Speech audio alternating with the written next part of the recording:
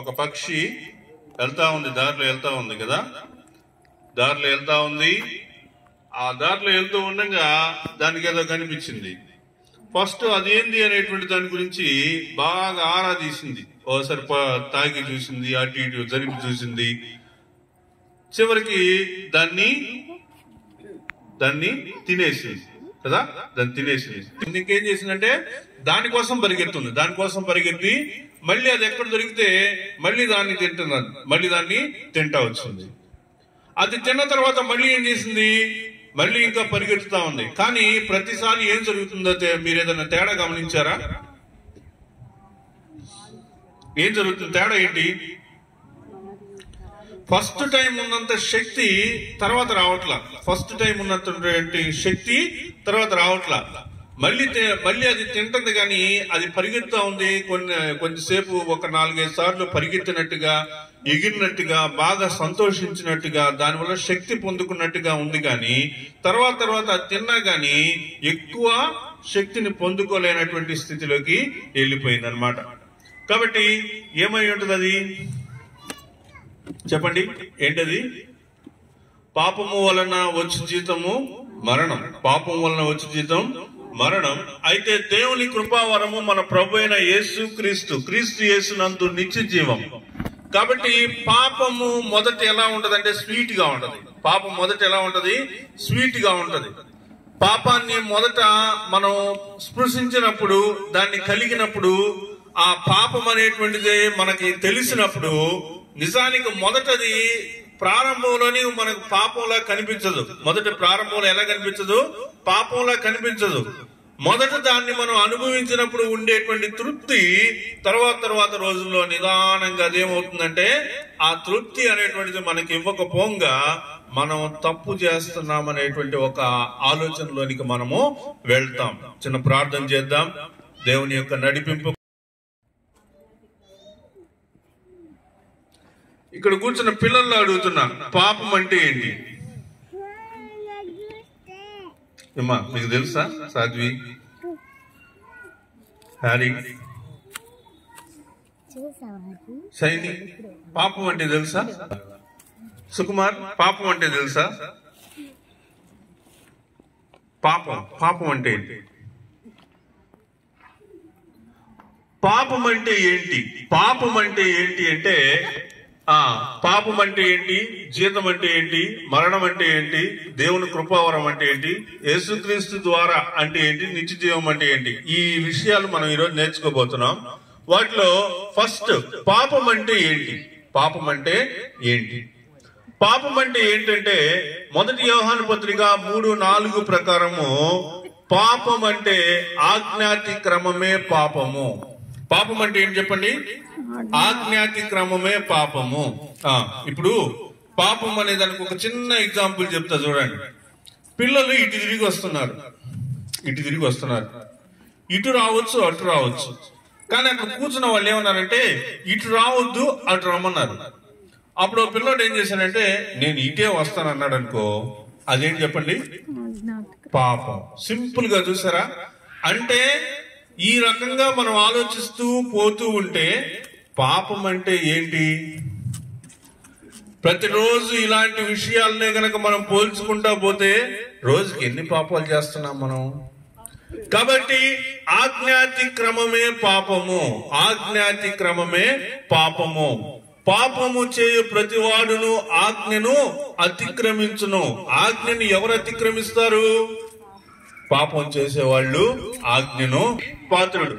ఆ పాత్రుడు అన్నట్లే పాపం చేసిన వాడు కూడా దాని జీతం పొందటానికి అర్హుడవుతాడు.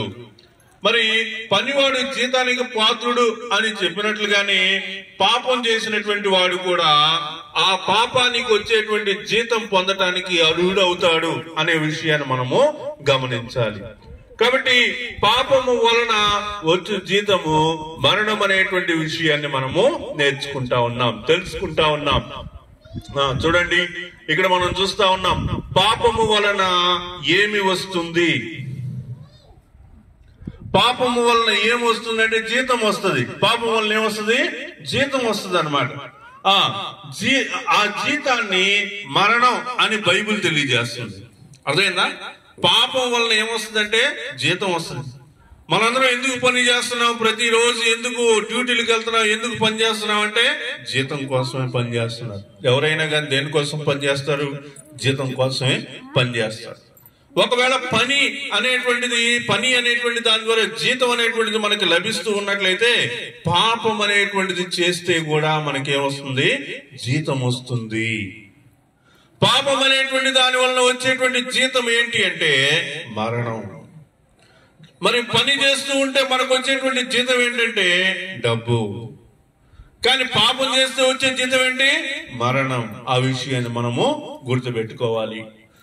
చూడండి, మనం పాపం చేసి దేవునికి కోపం పుట్టించడం వాళ్ళం అవుతా ఉన్నాం. మరి ఇక్కడ మనం ఏం చూస్తా ఉన్నామంటే దేవునికి కోపం వచ్చిందా, లేకపోతే నేను పాపం చేస్తే దేవునికి ఏంటి సంబంధం? నేను పాపం చేస్తున్నాను, దానికి దేవుడికి సంబంధం ఏంటి అంటే మనం పాపం చేయటం వలన దేవునికి మనం కోపం పుట్టించిన వాళ్ళమే అవుతాం అన్నమాట. కాబట్టి ఈ విషయాన్ని మనం గమనించాలి. కొద్దిగా మనం 2-3 వచ్చిన భాగాలు నేర్చుకోగా మనకే అర్థమవుతా ఉంటుందని తెలియజేస్తాం. పాపం వల్ల వచ్చే జీతం మరణం అని తెలుసుకుంటా ఉన్నాం. ఆ పాపం అనేటువంటి దాని వల్ల మరణం అనేటువంటిది సంక్రమిస్తూ ఉంటే దేవుడు మనం చేసేటువంటి పాపం వలన ఆయన బాధపడుతూ ఉంటే, ఆయన కోపగించుకుంటా ఉంటే, ఆయన కోపం పుడుతూ ఉంటే, మరి ఇక్కడ మనం చూస్తా ఉన్నాం దేవునికి కోపం పుట్టించే పాపాలేంటి? ఇంకా అబద్ధాలు చెప్పటం, ఇంకా బూతులు తిట్టడం,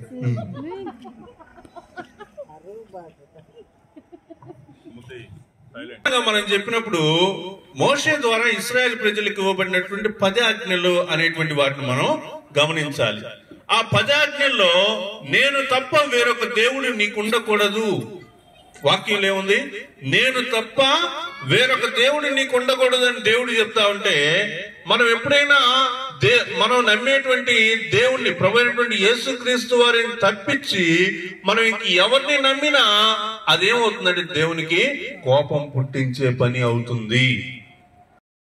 బయటికి రావడానికి కారణం దేవుడు. వాళ్ళు దాస్యత్వంలో ఉన్నారు, కఠినమైనటువంటి బానిసత్వంలో ఉన్నారు. ఆ బానిసత్వంలో నుంచి బయటికి తీసుకొచ్చింది ఎవరంటే దేవుడు.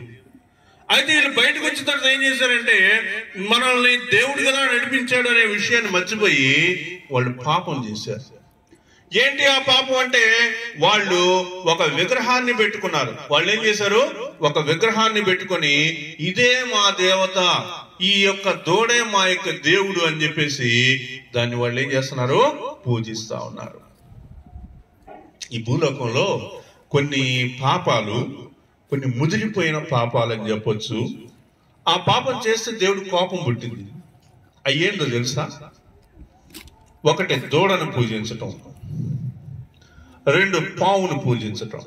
దూడను పూజించటం, పావుని పూజించటం. ఈ భూలోకంలో ఉండేటువంటి కొన్ని విషయాల్లో దేవుడు చాలా స్ట్రిక్ట్ గా, దేవుడు బాగా ఆలోచించి చూసేటువంటి విషయాలుగా మనం చూస్తా ఉన్నాం. ఈ దూడ అనేటువంటిది కేవలం మన భారతీయులు కాదు, ప్రారంభం నుంచి ఈ దూడను పూజించడం అనేటువంటిది ఐగుప్తు దేశం నుంచే ప్రారంభమైంది. మన దేశంలో కూడా మనం చాలా మంది దూడను పూజించే వాళ్ళు ఉన్నారు, పావును పూజించే వాళ్ళు కూడా చాలా మంది ఉన్నారు. ఇక్కడ మనం ఏం చెప్తున్నాం అంటే పాము, దూడ అనేటువంటిది కుందేల, ఎలుక అనేది కాదు. మనం చూస్తున్న విషయం ఏంటంటే నేను తప్ప వేరొక దేవుడు నీకుండకూడదు, పాపము వలన వచ్చే జీతం మరణం అనే విషయంలో నేనేం చెప్తున్నానంటే పాపం అనేటువంటిది మనకి ఎప్పుడు ఎలా వస్తుంది, దేని వలన దేవుడు మరి దేవునికి కోపం పుట్టించేటువంటి పరిస్థితులు ఎప్పుడు వస్తాయి అంటే మనం ఇక్కడ ఏం చూస్తా ఉన్నాయండి, ఎప్పుడైనా దేవుడు మనకి పరిశుద్ధులైనటువంటి దేవుడు మన కొరకు క్రింద భూమి ఎందే కానీ, భూమి క్రింద నేల ఎందే కానీ ఉండు దేని రూపమునైనను విగ్రహమునైనను చెక్కిన విగ్రహం నీవు చేసుకొనకూడదు. ఇంకా ఏం చేయకూడదు? వాటికి సాగిలపడకూడదు, వాటిని పూజింపకూడదు. ఎందుకని? నీ దేవుడైన యెహోవానకు నేను రోషము గల దేవుడను. కాబట్టి నువ్వు వేరొక దేవుడే కాదు, వేరొక దేవుడే కాదు. ఇంకా ఏం చెప్తున్నాడండి? పైన ఆకాశంలో గాని, భూమి మీద గాని, భూమి కింద గాని, నీళ్ళల్లో గాని ఉండేటువంటి దాంట్లో ఏ రూపమునైనా, చెక్కిన విగ్రహమునైనా కానీ నువ్వు చేసుకోకూడదు, వాటికి సాగిలపడకూడదు, పూజింపకూడదు.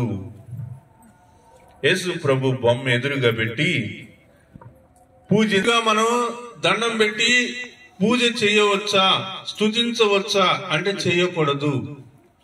దేని రూపమునైనా అంటే దేవునికి రూపము లేదు, ముందు మనం అది గమనించాలి. యేసు ప్రభు బొమ్మ పెట్టి ఇదేంద్ర బాబు మరి చెప్తున్నాడు వాక్యం, యేసు ప్రభు బొమ్మ పెట్టి దండం పెట్టొద్దు అంటాడండి, ఏడ దొరికాడని అనుకోబాకండి. దేవుడు ఆత్మా స్వరూపి, దేవుడికి రూపం లేదు. ఆయన ఈ భూలోకానికి వచ్చేటప్పుడు యేసు ప్రభువు లాగా శరీర రీతిలో ఆయన వచ్చాడు, ఆయన చేయవలసిన కార్యాన్ని చేశాడు, ఆయన మరలా తండ్రి దగ్గరికి వెళ్ళాడు. ఆయన ఆత్మ రూపములో ఉన్నాడు, ఆత్మ లాగా ఆయన ఉన్నాడు, ఆయన శరీరముతో లేడు అనే విషయాన్ని మనం గమనించాలి. కాబట్టి ఎవరో కొంతమంది ఆర్టిస్టులు యేసు ప్రభు ఇలా ఉంటాడని చెప్పేసి ఒక బొమ్మ గీసి మనకిచ్చారు, దాన్ని మనం మన ఇంట్లో పెట్టుకుంటున్నామే గాని నిజంగా యేసు ప్రభు అలా ఉండడు, యేసు ప్రభు అలా లేడు. కాబట్టి యేసు ప్రభు బొమ్మ అని దాన్ని పెట్టి మనం దండం పెట్టకూడదు, దానికి మనం పూజ చేయకూడదు, ఏమి చేయటానికి లేదు. ఒకవేళ నేను అలా చేస్తాను అంటే దాని అర్థం ఏంటి చెప్పండి? నువ్వేం చేస్తున్నావు? నువ్వు వేరొక దేవుళ్ళు ఉండకూడదని దేవుడు చెప్పినటువంటి ఆజ్ఞను నువ్వేం చేస్తున్నావు అంటే అతిక్రమిస్తున్నావు. ఆజ్ఞను అతిక్రమించడం అనేటువంటిది ఏంటి? పాపము. అంటే ఈ రకంగా మనకు తెలియకుండానే మనం ఎంత పాపం చేసి ఉంటామండి.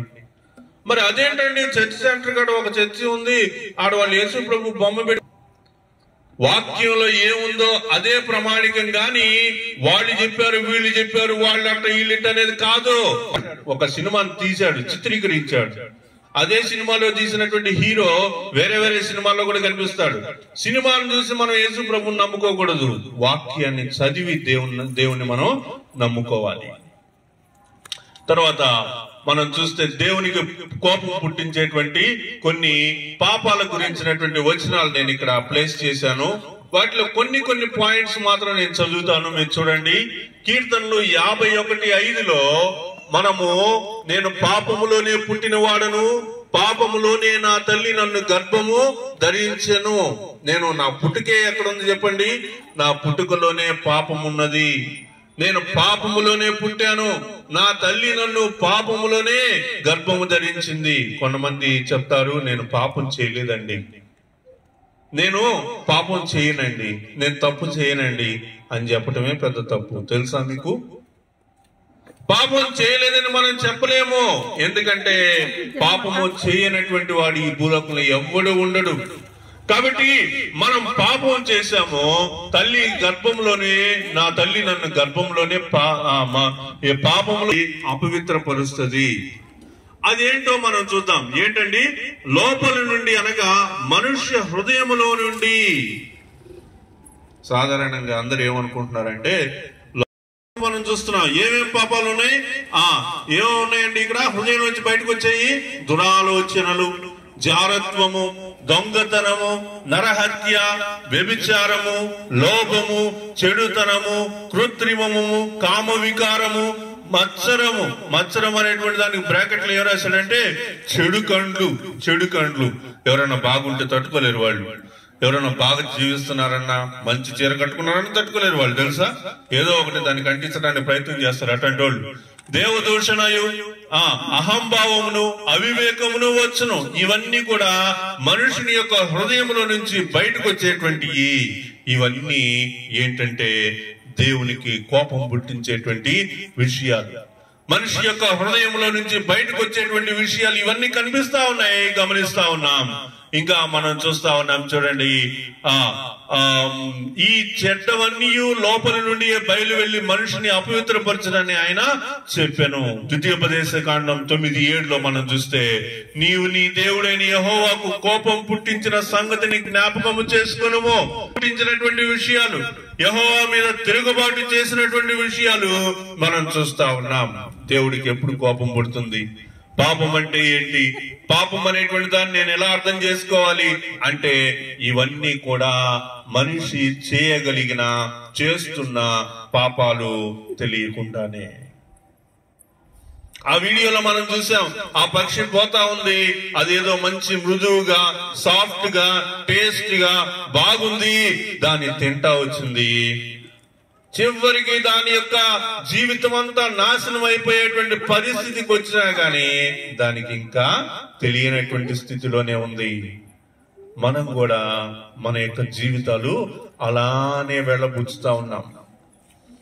చాలా మంది వయసు పైబడినటువంటి వారు కూడా యేసుక్రీస్తుని సొంత రక్షకుడిగా అంగీకరించినటువంటి వారు బోల్డ్ మంది ఉన్నారు. వాళ్ళందరూ ఎవరంటే, నేను ఇప్పుడు చూపించాను పక్షి, అదే పక్షికి సరి సమానమైనటువంటి వారు. ఎన్నో రకాలైనటువంటి సువార్తలు వినిపిస్తా ఉన్నాయి, ఎంతో మంది వాక్యం చెప్తా ఉన్నారు, ఎంతో మంది ఎన్నో రకాలుగా నీకు సువార్త చెప్తున్నా నువ్వేం చేస్తున్నావు? ముందుకు పోతానే ఉన్నావు. ఏం కావాలి నీకు? అదిగో ఆ పచ్చగా పసుపుగా కనిపిస్తుంది, ఆ మెరుస్తుంది, అది దొరికితే చాలు. అది దొరికితే ఏమవుతుంది? అది దాంట్లో మజా ఉంది, దాంట్లో సంతృప్తి ఉంది, దాంట్లో ఆనందం ఉంది అని అనుకుంటున్నావు. కానీ అది చివరికి ఏం చేస్తుంది? నాశనానికి నడిపిస్తా ఉంది.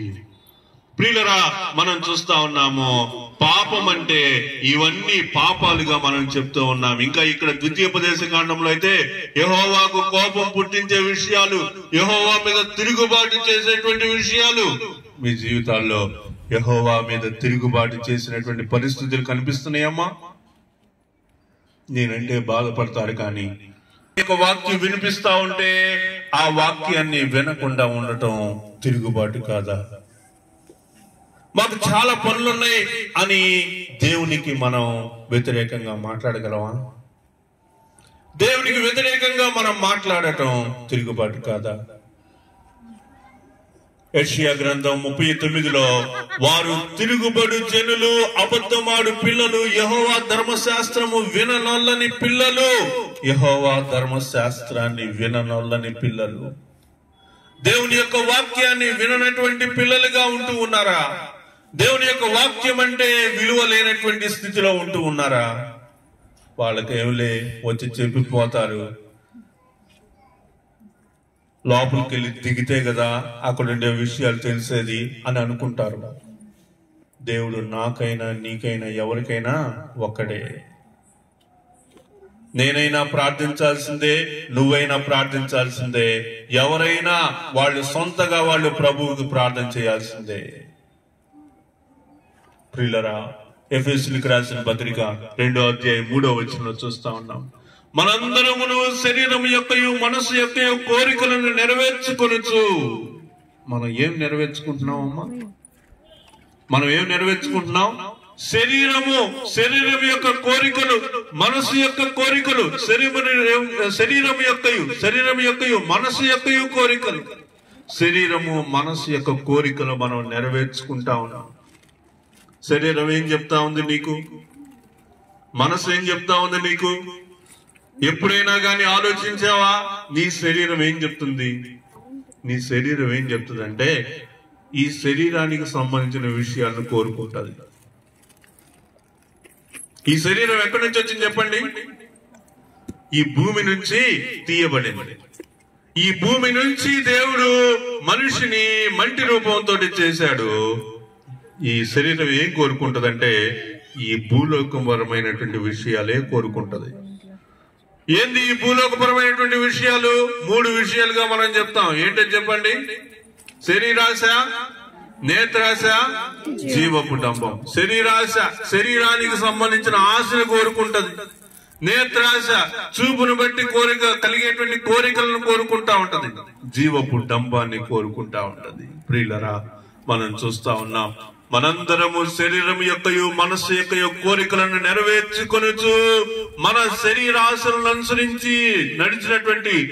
అనుసరించినటువంటి మునుపు ప్రవర్తించుతూ వచ్చినటువంటి పరిస్థితులను బట్టి స్వభావ సిద్ధముగా దైవోగ్రతకు పాత్రలమై, మూల భాషలో ఉగ్రతకు పిల్లలమై ఉంటిమి. కాబట్టి దైవోగ్రతకు పాత్రలమై ఉన్నాము. ప్రియులారా, ఒక విషయాన్ని అయితే మర్చిపోతున్నాం. మనం ఒక విషయాన్ని మర్చిపోతున్నాం. దేవుని దృష్టిలో అందరూ ఒకటే. దేవుని దృష్టిలో నాకు ఒక ప్రత్యేకత లేదు. దేవుని దృష్టిలో నీకొక ప్రత్యేకత లేదు. నువ్వంటే దేవుడికి చిన్న చూపు కాదు, నేనంటే దేవుడికి సాఫ్ట్ కార్నర్ కానే కాదు. నేనైనా నువ్వైనా దేవుని ఎదుట అందరూ ఒకటే ఒకటే. మరి నాకు నీకు డిఫరెన్స్ ఏంటంటే, నేను దేవుని యొక్క వాక్యాన్ని కొద్దిగా నేర్చుకున్నాను. ఆ వాక్యాన్ని ప్రభువా నేను అందరికి బోధిస్తానని చెప్పాను. ఆయన నాకు అవకాశం ఇచ్చాడు, నేను బోధిస్తున్నాను. నువ్వేం చేస్తున్నావు?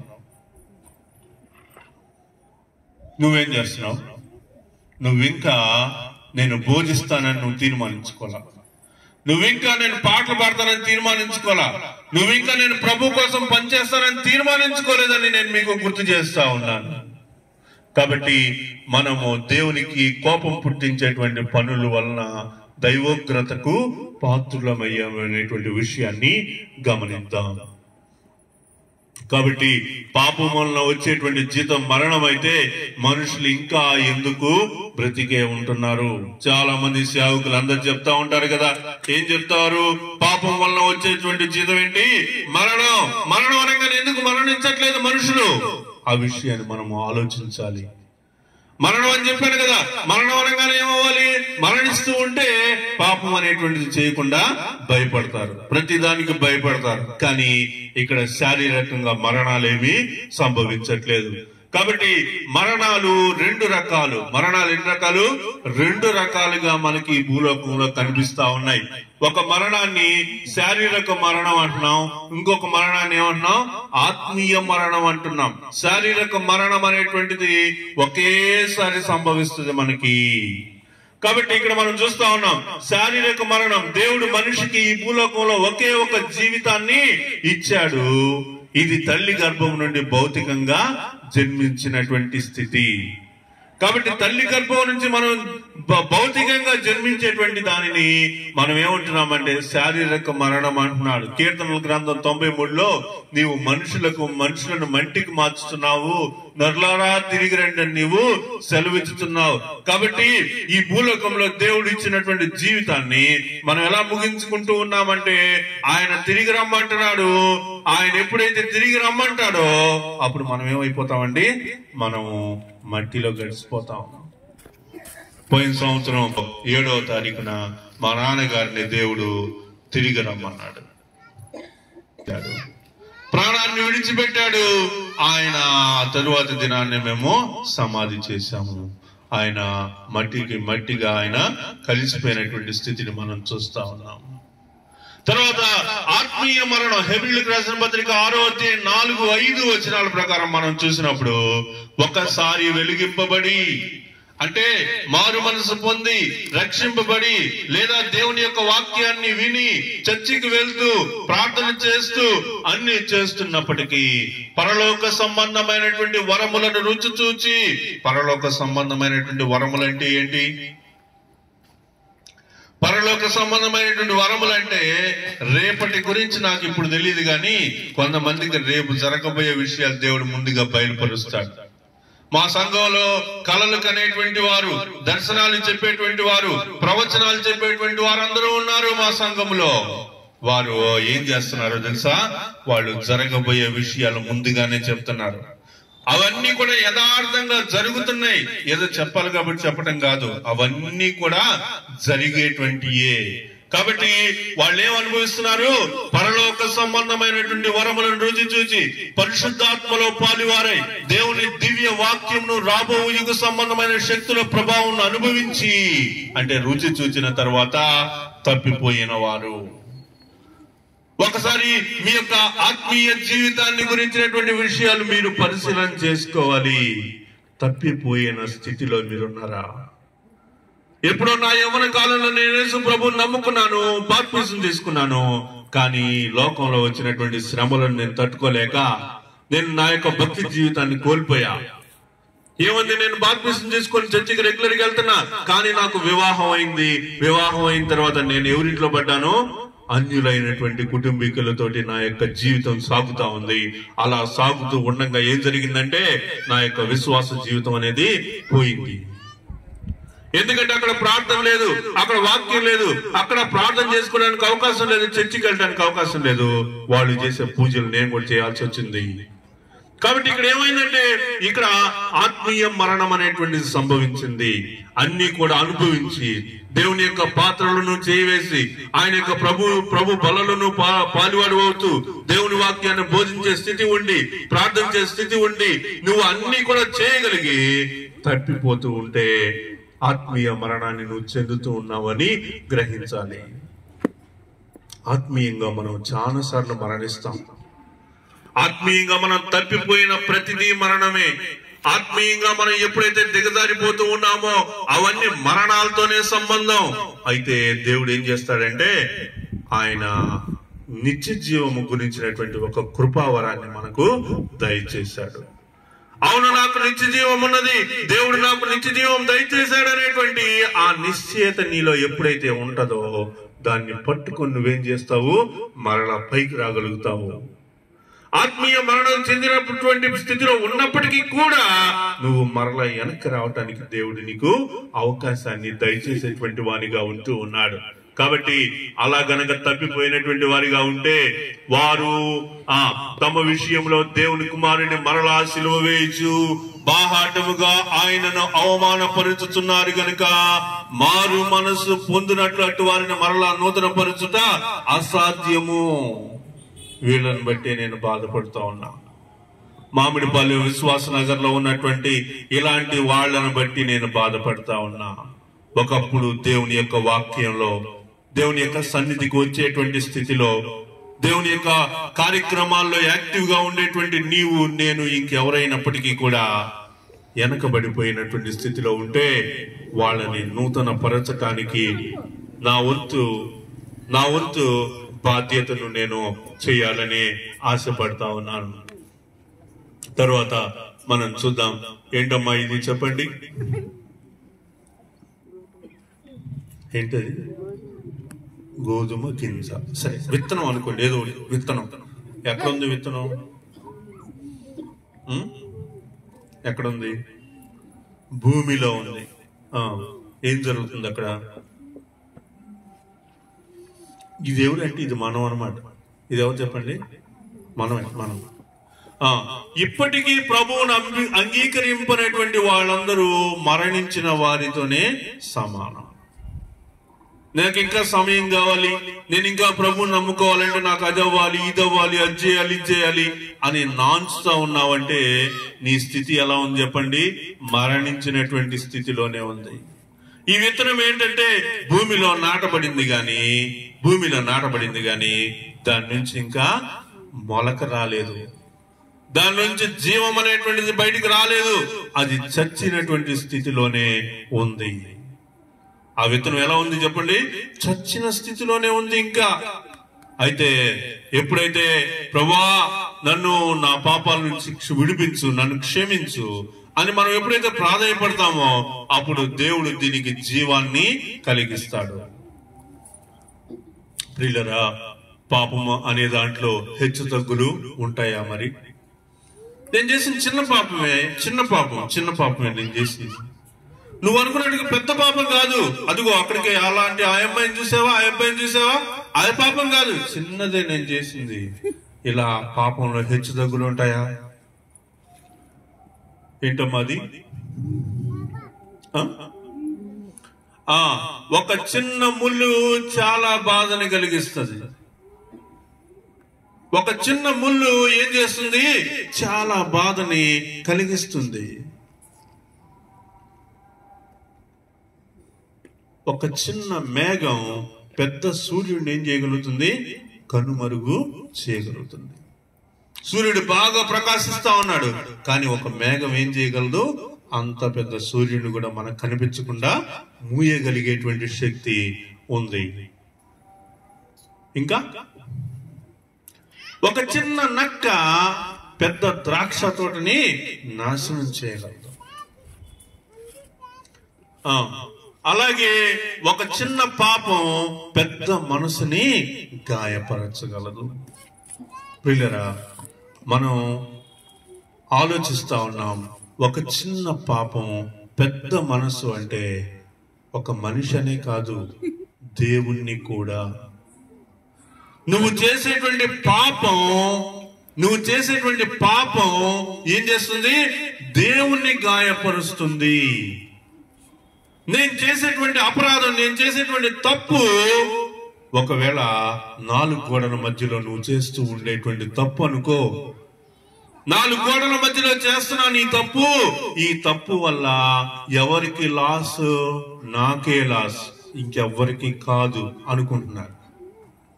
కాలేజీ పిల్లలతో మాట్లాడేటప్పుడు వాళ్ళు నాకు చెప్తున్న సమాధానాలు ఇలా ఉంటాయి. మీరు ఫోన్కి ఎడిక్ట్ అయ్యారా అని అడుగుతా. లేదు, మేము ఎడిక్ట్ కాలేదంటారు పైకి. రెండో మాట, ఫోన్ నిన్ను వాడుకుంటుందా, నువ్వు ఫోన్ వాడుకుంటున్నావా? ఫోన్ నిన్ను వాడుకుంటుందా, నువ్వు ఫోన్ వాడుకుంటున్నావా? నా అవసరానికి నేను ఫోన్ వాడుతున్నాను. బాగుంది, సమాధానం బాగుంది. నీకు ఫోన్ ఎలా వాడతావు నువ్వు? ఒకవేళ రాత్రి పూట నీకు నిద్ర పట్టాలి అంటే ఏం చేస్తావు? నాకు నిద్ర పట్టాలంటే రాత్రి అంతా సినిమా చూస్తూ ఉంటాను. రాత్రి 12:30 దాటిన తర్వాత కళ్ళు బాగా మందం ఎక్కిపోయి బాగా ఎర్రగా అయిపోయి నిద్ర వచ్చేసింది. అప్పుడు ఫోన్ కూడా పక్కన పారేసి నేను ఎట్లా నిద్రపోతాను నాకే తెలియదు, అట్లా నిద్రపోతానని అంటారు. అంటే దేవుడు ఈ భూలోకంలో మనకు ఒక క్రమాన్ని ఏర్పాటు చేశాడు. ఆ క్రమం ప్రకారం మనం జీవించాల్సినటువంటి వాళ్ళం ఏం చేస్తున్నామంటే, ఈ నిద్ర అనేటువంటిది రావడం కోసం చాలా మంది ఈ రోజులు ఎలా మారిపోయారంటే, ఫోన్ చూసి చూసి చూసి చూసి ఇంకా కళ్ళు బాగా వీక్ అయిపోయాయి. అంటే ఇంకా ఆ కళ్ళు ఎంతవరకు చూసి చూసి బలవంతా తగ్గిపోయి ఇంకా కళ్ళుకి ఆటోమేటిక్ గా నిద్ర వచ్చేసి ఇంక పడుకుంటారు చూసారా, ఆ స్థితికి వెళ్ళిపోతున్నారు. ప్రియులారా, ఈ మాట నేను ఎందుకు చెప్తున్నానంటే, 4 గోడల మధ్యలో జరిగేటువంటి పాపం అనేటువంటిది దానివల్ల నాకే కదా ఇబ్బంది అనుకుంటున్నావు. నీకు కాదు, నిన్ను క్రియేట్ చేసిన, నిన్ను సృష్టించిన దేవుడు దానివల్ల ఏమవుతున్నాడు? దానివల్ల ఆయన కోపాన్ని పుట్టించేటువంటి స్థితి, ఉగ్రత అనేటువంటిది వచ్చేటువంటి స్థితి మనకి కలుగుతా ఉంది. పాపం నిన్ను దేవుడి నుండి దూరం చేస్తుంది. అంటే నీవు విచారము, ద్వేషము, కలహము, మత్సరము, క్రోధము, కక్షలు, బెదలు, విమతములు, అసూయలు, మత్తతులు, అల్లరితో కొన్ని ఆటపాటలు మొదలైనవి. ఇవన్నీ ఎక్కడుంటాయి చెప్పండి అమ్మా? ఇవన్నీ ఒక చోట ఉంటాయి. ఎక్కడుంటాయి చెప్పండి? వీటిలో 80% టీవీ సీరియల్స్ లో వచ్చేస్తాయి మీకు. వీటిలో 80% ఎక్కడొస్తాయి? మీరు ఈ రోజుల్లో టీవీ సీరియల్స్ ఒకవేళ చూసి అలవాటు ఉంటే మీకు ఎవరికన్నా వాటిలో అనేటువంటి మనసును కోల్పోతున్నావు. నీలో ఉన్నటువంటి ప్రేమ, అనురాగాలు అనేటువంటి మనసును కోల్పోయి వేరే దారిలోకి వెళ్ళిపోతున్నావు అనేటువంటి విషయాన్ని నువ్వు గమనించుకోవట్లేదు. వీటిని గూర్చి మునుపు నేను చెప్పిన ప్రకారం ఇట్టి వాటిని చేయువారు దేవుని రాజ్యంలో స్వతంత్రించుకొనరని మీతో స్పష్టంగా చెప్తున్నాను. కాబట్టి ఇక్కడ రాయబడినటువంటి మాటలు మనం జాగ్రత్తగా గమనించినప్పుడు, ఇలాంటి విషయాలు గనక నా మనసులో ఉంటే, ఇలాంటి విషయాలు గనక నా హృదయంలో గనక మెదిలాడుతూ ఉంటే, నా హృదయం అలాంటి విషయాలను బట్టి సంతోషపడుతూ ఉంటే, దేవుని రాజ్యంలో స్థానం లేదని మనం గమనించుకోవాలి. కాబట్టి దేవుని కృపావరము మన ప్రభు అయిన క్రీస్తు యేసునందు నిత్య జీవము. కాబట్టి దేవుని యొక్క కృపావరం ఏంటి మరి? అలాంటప్పుడు పాపం వల్ల వచ్చే జీవితం మరణం అయితే, ఆ మరణం నుంచి మనం తప్పించుకోవాలి అంటే దేవుని యొక్క కృపావరము, దేవుని యొక్క కృపావరం అనేటువంటిది మనకి చాలా చాలా అవసరమై ఉన్నది. దేవుని యొక్క కృపావరము మన ప్రభు అయిన క్రీస్తు యేసునందు నిత్య జీవము. కాబట్టి క్రీస్తు యేసునందు మనకు కలిగేటువంటి నిత్య జీవము దేని ద్వారా అంటే ఆయన యొక్క కృపావరము మనము పొందుకొనుట ద్వారా. ఆయన యొక్క కృపావరం అనేటువంటిది మనం పొందుకోవాలి. అదే అధ్యాయంలో మనం చూస్తా ఉన్నాం. చూడండి, దేవుని కృపావరములు యందు మనసు కలిగి మనం ఉండవలసినటువంటి వారిగా ఉంటా ఉన్నాం. గలతీయులకు రాసిన పత్రిక 5వ అధ్యాయం 22, 23, 24 వచనాలు మనం చూసినప్పుడు, అయితే ఆత్మ ఫలమేమనగా ప్రేమ, యాక్చువల్ గా ఇందాక మనం ఏం చూసాము చెప్పండి? ద్వేషం. ఇందాక ఏం కనిపించింది? హృదయంలో ద్వేషం. కానీ ఇప్పుడు ఏం కనిపించాలి? ప్రేమ. పరలోక రాజ్యాన్ని స్వతంత్రించుకునేటువంటి వాళ్ళు, అంటే పాపము నుంచి బయటపడాల్సినటువంటి వారు, పాపం వల్ల వచ్చేటువంటి జీతము మరణము కాకుండా, ఆ పాపమే కాకుండా మనము నిత్య జీవములకు అర్హులము కావాలి అంటే మన హృదయంలో దేవుడు ఉండాలండి. ప్రేమ ఉండాలి. ఇంకా ఏముండాలి? సంతోషం ఉండాలి. హృదయంలో సంతోషం ఉండాలి. అందుకే డాక్టర్లు అంటారు సంతోషం సగం బలం, సంతోషం సగం బలం. కాబట్టి రోజుకు ఒక యాపిల్ తినమని చెప్తారు. అర్థమైందా? కాబట్టి ప్రేమ, సంతోషము, సమాధానము ఇది చాలా మంది ఈ రోజులో కొదువైనటువంటి పరిస్థితిగా ఉంటా ఉంటుంది. నలుగురితో సమాధానం లేని స్థితిలో ఉంటా ఉన్నారు. ఏదో ఒక కుటుంబం బాగుంటే ఇంకో కుటుంబంతో సఖ్యత లేనటువంటి పరిస్థితిలో ఉంటా ఉన్నారు. ఈ రోజుల్లో మనం టెక్నాలజీ ఎక్కువ వాడుతూ ఉన్న కారణం చేత మనకి దీర్ఘశాంతం అనేది అస్సలు ఉండట్లేదు. ఫోన్లో టప్ మన పనులు అయిపోతున్నాయి కదా, గబగబా మనం పనులను చేసేస్తున్నాం కదా. ఇంత ఫాస్ట్ గా మనం పనులు చేస్తున్నాం కాబట్టి దీర్ఘశాంతం అనే మంచితనం, విశ్వాసం, సాత్వికం, ఆశ నిగ్రహం, ఇలాంటి విషయాలను మన యొక్క హృదయంలో నింపుకోవాలి. ఆశ నిగ్రహం. కుటుంబాలు ఈ రోజుల్లో సంతోషంగా ఉండాలంటే ఈ పాయింట్ చాలా అవసరం. ఆశ నిగ్రహం. ఆశని ఏం చేయాలి? వాటికి విరోధమైన నియమమేదీ లేదు. క్రీస్తు యేసు సంబంధులు శరీరమును దాని ఇచ్చలతో దురాశతోను సిలువ వేసి ఉన్నారు. కాబట్టి ఇక్కడ మనం ఏం చూస్తా ఉన్నామంటే శరీరమును దాని యొక్క ఇచ్చలను మనము సిలువ వేసేటువంటి స్థితిలోనికి మనం రావాలని క్రీస్తు పేరిట నేను మీకు మనం చేస్తా ఉన్నాను. చూడండి, మరి చివరిగా మనము ఒక చిన్న వీడియో చూద్దామండి.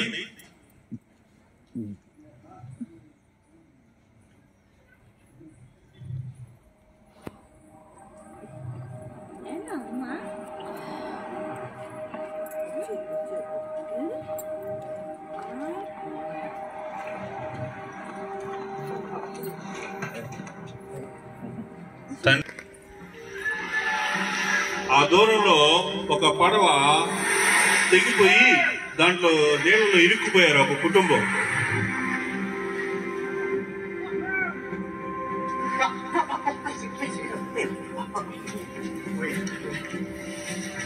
వాళ్ళ నాన్న వెళ్తా ఉన్నాడు నిజానికి, కానీ వాళ్ళ అబ్బాయి నువ్వు వద్దు అని వాళ్ళ అబ్బాయి నీళ్ళలోకి వెళ్తాడు.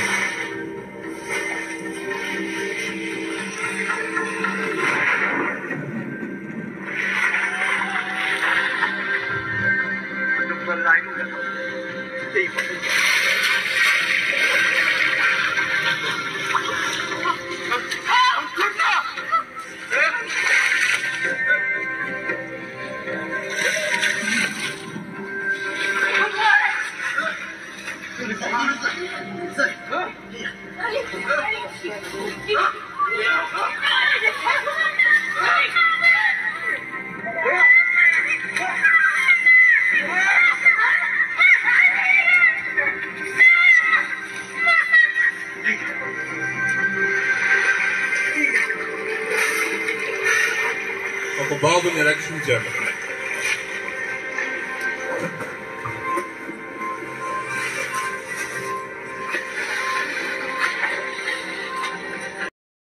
కానీ అక్కడ వాళ్ళు గమనించినప్పుడు ఏదో ఒక పడవ మరి మునిగిపోవటం, ఏదో మొత్తానికి ఒక కుటుంబం కూడా నీళ్లలో మునిగిపోయేటువంటి పరిస్థితిలో ఉన్నప్పుడు వాళ్ళ తండ్రి వెళ్తారన్నాడు మొదట. కానీ నువ్వు పెద్దోడివి అని మరి ఏమో మొత్తానికి వాళ్ళ కుమారుడు నీళ్లలోకి వచ్చాడు. మొదట ఒక బాబుని రక్షించాడు, తర్వాత వాళ్ళ కుటుంబంలో ఉన్నటువంటి కొంతమందిని రక్షించాడు. ఇంకా చివరికి బయటకు వచ్చేటువంటి సమయంలో తన యొక్క శక్తి మొత్తాన్ని వాళ్ళు రక్షించడానికే వినియోగించాడు. మొత్తం తనకున్నటువంటి బలం ఎంతవరకు ఈత కొట్టగలడో అంతవరకు కొట్టి అందరినీ రక్షించాడు. చివరికి తన ప్రాణాన్ని మరి పోగొట్టుకున్నాడు.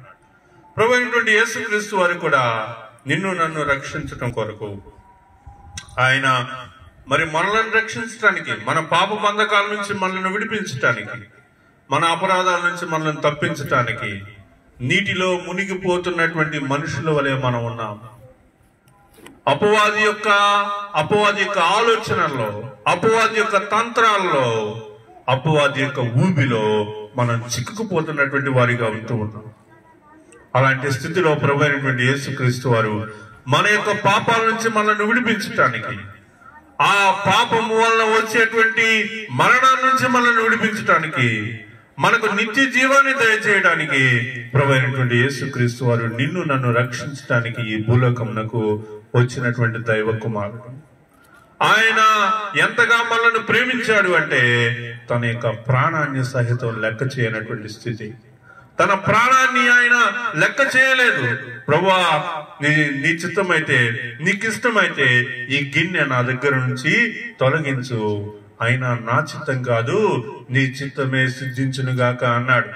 దేవుడు కుమారుడైనటువంటి ప్రభు శిలువ మోయుటకు, ఆ మరణాన్ని అనుభవించుటకు తండ్రికి ఇష్టమై ఉన్నది కనుక ప్రభు అయినటువంటి యేసుక్రీస్తు వారు నీ కొరకు, నా కొరకు ఆయన శిలువలో ఘోరముగా అవమానింపబడ్డాడు, కొరడా దెబ్బలను సహించాడు. ఆయన తన యొక్క ప్రాణమును పోవునంతగా ఆయన మన కొరకు శిలువలో త్యాగం చేసి మనకు రక్షణ దయచేసి ఉన్నాడు. ప్రభువైనటువంటి యేసుక్రీస్తు వారు శిలువలో మరణించడం వలన, ఆయన మరణించడం వలన మనకు నిత్య జీవము లభిస్తా ఉంది. కాబట్టి దేవుడు లోకముని ఎంతో ప్రేమించాడు. ఆయన తన అద్వితీయ కుమారునిగా లేదా జనితైక కుమారునిగా పుట్టిన వాని యందు విశ్వాసం ఉంచు ప్రతి వాడు. కాబట్టి మరణం నుండి తప్పింపబడాలి అంటే, ఆ యొక్క పాప మరణము నుంచి, పాపం వలన వచ్చేటువంటి ఆ మరణం అనేటువంటి దాని నుంచి తప్పించబడాలి అంటే మనం ఏం చేయాలి? మనము పుట్టిన వాని యందు ప్రభువైనటువంటి యేసుక్రీస్తునందు విశ్వాసం ఉంచాలి. ఈ దినము ప్రభువైనటువంటి యేసుక్రీస్తునందు నీవు విశ్వాసం ఉంచినట్లయితే మరణం నుండి తప్పింపబడతామని తెలుసుకుంటున్నావు. కాబట్టి ప్రియులరా, మరణం నుండి మనల్ని తప్పించి నిత్య జీవాన్ని మనకు అనుగ్రహించగలిగినటువంటి ప్రభువైనటువంటి యేసుక్రీస్తు వారిని మనం విశ్వసించుట వలన, ఆయనను మనం నమ్ముకునేట వలన, ఆయన యొక్క ప్రేమను మనం పొందుకునేట వలన మనము తప్పకుండా మరణం నుంచి జీవంలోనికి దాటిన వారం అవుతూ ఉన్నామని ఈ దినము ఈ యొక్క వాక్యాన్ని మరి ఈ సమయంలో ఈ విధంగా ముగించాలని ఆలోచిస్తా ఉన్నాను. దేవుడు తన యొక్క పరిశుద్ధ వాక్యాన్ని మన యొక్క వెనుకల్లో ఆశీర్వదించి దీవించుగాక. ప్రార్థన చేసుకుందాం. నీ పాదాలకు వందనాలు, స్తుతులు స్తోత్రాలు చెల్లిస్తా ఉన్నాం.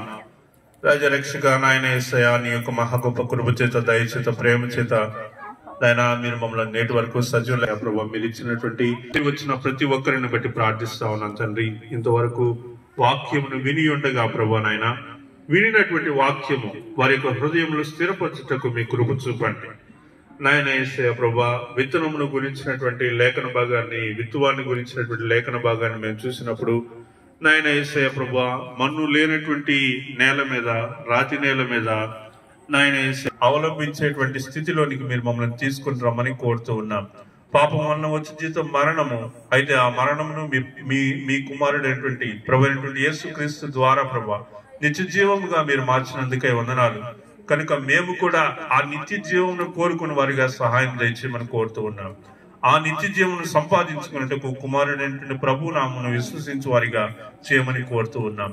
నాయన, ఇక్కడ ఉన్నటువంటి ప్రతి కుటుంబాన్ని ప్రభా నాయన ప్రతి కుటుంబాన్ని బట్టి ప్రార్థిస్తా ఉన్నాను తండ్రి. ఈ దినం పలహారాన్ని సిద్ధపరిచినటువంటి ప్రభా నాయన, తండ్రి సుజాత అక్క నాయన ప్రభా కుటుంబాన్ని బట్టి ప్రార్థిస్తా ఉన్నాం. రఘునాథుని బట్టి, మాధవిని బట్టి ప్రార్థిస్తున్నాను తండ్రి. నేను మీ కృప చూపండి. ఆ కుటుంబాన్ని మీరు మిగిలిగా ఆశ్రయించి దీవించమని కోరుతూ ఉన్నాం. ఈ పరిచర్యలో పాలిభాగస్తులు అవుతూ ఉండగా మీ కృప చూపమని కోరుతూ ఉన్నాం. రాజరక్షక నాయన యేసయ్య, మరలా వచ్చే శనివారం ఈ యొక్క స్థలంలో మేము కలిసి మరి యొక్క మంచి వర్తమానం ద్వారా మా యొక్క కుటుంబాలను ప్రభా నాయన మేము ఐక్యపరుచుకుని, బలపరుచుకుని, నీ యందు స్థిరపరచుకున్నట్టుకు కృప చూపవలసిందిగా కోరుతూ ఉన్నాం. ఈ వారం రోజులు నాయన యేసయ్య చేరి వచ్చినటువంటి ప్రతి ఒక్కరికి, వారి కుటుంబంలో ఉన్న ప్రతి ఒక్కరికి మీరు తోడుగా ఉండండి. ఎండవేడి నుంచి తప్పించమని కోరుతూ ఉన్నాం. నాయన, బయటికి వెళ్ళేటప్పుడు, వచ్చేటప్పుడు దారి మధ్య మార్గంలో తోడుగా ఉండండి. ఎలాంటి అనారోగ్య సమస్యలు రాకుండానట్లుగా సహాయం దయచేయండి. మేము చేస్తున్నటువంటి పనులు, డ్యూటీస్ లో ప్రభా నమ్మకత్వం ద్వారా ప్రభా నాయన యేసయ్యా, మరి మాకు మంచిగా ప్రభా నాయన మరి రావాల్సినటువంటి ఇన్కమ్ సోర్సెస్ ని స్థిరపరిచి బలపరచమని కోరుతూ ఉన్నాం. ఆ యొక్క కార్యక్రమాన్ని ఈ విధంగా ముగించుకుని వెళ్తూ ఉండగా మీ గొప్ప కృపను అందించండి. రేపు ఆదివారం ఆరాధనలో ప్రభా మేమందరం కనబట్టుకు కృప చూపండి. ఇక్కడ నుంచి ప్రభా నాయన ఎవరైనా ప్రార్థనకు రాగలిగితే మా యొక్క సంఘమునకు ప్రభా నాయన మరి నీ సన్నిధికి పంపించుటకు నీకు ఇష్టమైతే సిద్ధపరిచి పంపించవలసిందిగా కోరుతూ ఉన్నాం. సమస్త మహిమాగంత ప్రభావం మీకే ఆరోపిస్తూ లేనులు దయచేయమంటే యేసు నామం పేరిట ప్రార్థిస్తున్నాను తండ్రి, ఆమేన్. మన తండ్రి అయిన దేవుని యొక్క ప్రేమయు, ఆయన కుమారుడైన యేసుక్రీస్తు వారి కృపయు, పరిశుద్ధాత్మ దేవుని యొక్క అన్యోన్య సహవాసం ఈ యొక్క శనివారం సాయంత్రం నీ సన్నిధికి చేరవచ్చినటువంటి వారందరికీ ఇప్పుడు ఎల్లప్పుడూ సదాకాలముతోడే నడిపించును గాక. ఆమేన్, ఆమేన్, ఆమేన్.